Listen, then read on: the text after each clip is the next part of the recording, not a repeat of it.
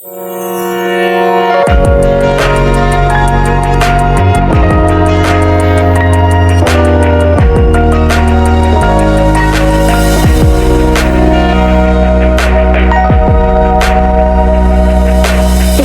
sa simple na pasulap-sulap, nagpapapansin sa'yo. Umabot sa palitan ng mga mensahe, galing na kilig ako. Kumusta? Kain na? Hello, magandang umaga. Ingat ka, pahinga, huwag ka masyadong magpupuyat pa. Naramdaman ang puso na dahan-dahan akong nahuhulog sa'yo.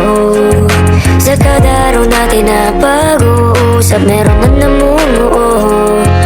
Ngunit di ko na alam kung anong patutunguhan. Ang hiling ko lang naman na itong naramdaman.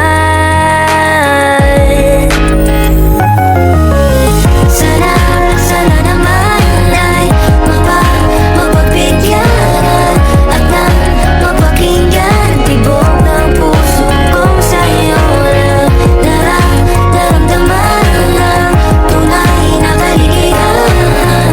Sana naman mapagbigyan ang tibok ng puso.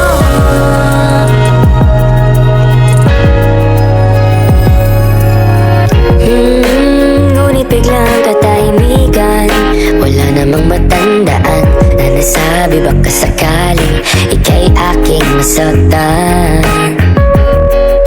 Bigla na lamang ika'y di nagparamdam. Ako ba'y pinagsawaan o may ginagawa lang? Sabihin ang totoo,